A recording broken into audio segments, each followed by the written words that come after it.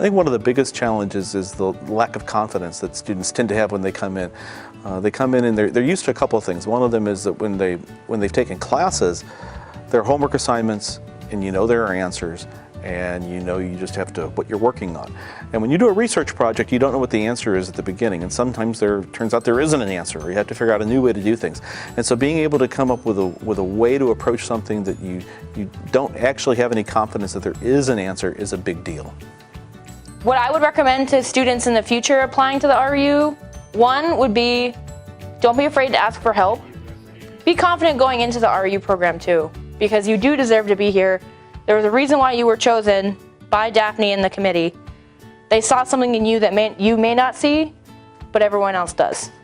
So just when you come in here, don't keep yourself from doing something because you feel like you may not be smart enough or good enough or prepared enough, because you're going to learn a lot, both academic-wise and like people-wise and life-wise. It's definitely confirmed for me that graduate school was something I wanted to do after my undergraduate career. Before joining the RU, I didn't really know too much about what research really entailed. And when you go to school for meteorology, you think, I'm going to be a weather forecaster in the weather service, or I'm going to be on TV or something like that. I didn't really have grad school or research in my mind, but then certainly going to the RU experience made me realize that's something I could do and really wanted to do. In fact, that's what I ended up doing. It's in the program, and I developed confidence in myself, but I saw the confidence that others were gaining in themselves, and that was something that was very, very special. And you have to experience it. It's something that is truly special and very unique. That's sweet. I want to say that I didn't want to come here. I mean, I did it, but when the time was coming, I was like, no, I don't want to go because I'm not ready for this. And I still feel like that. Sometimes I feel like, okay, I'm not gonna get my project done, or maybe I'm not doing what my mentors want me to do. But I think that's part of the process, like learning and, like you said, overcoming the challenges.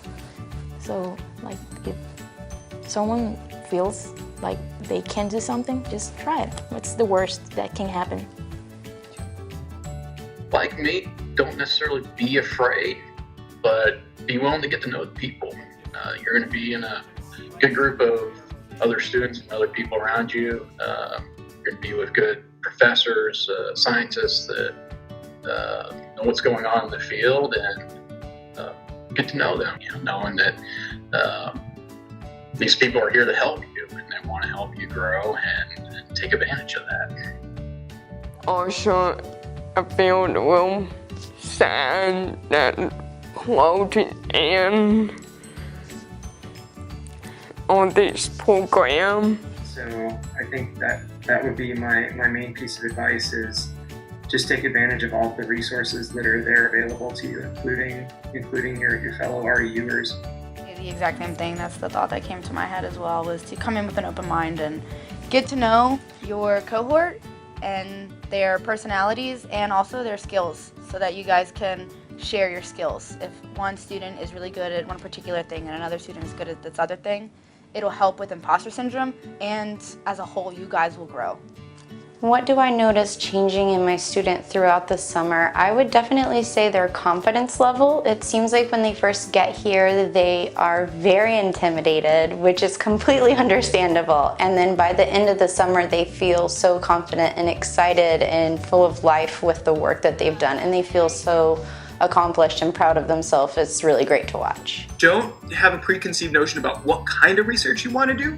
Because I think, and especially in my situation where I was going to work on this more climate-related project, and then all of a sudden, hey, I'm working on lightning, okay.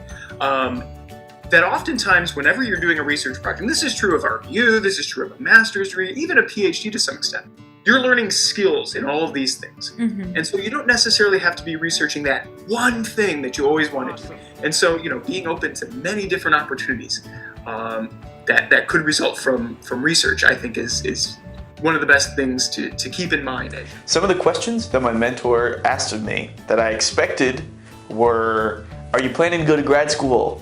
What do you want to do with your life? Where are you going? some of the stuff that my mentor asked me that I didn't expect were, what are your interests outside of meteorology? You know, how's your family? If you wanted to go out to get like dinner and stuff outside, that was nice. Well, I think the biggest thing that for people to do as they come in is to just relax and know that this is an experience that not a whole lot of people get to have, and that you should just enjoy it. And that the mentors and the other scientists around the building are on your side. They may seem at times a little intimidating, but they're actually on your side, and they want you to succeed, and they're willing to help almost all of them in whatever way they can. It's like, think of how it will improve. I need water.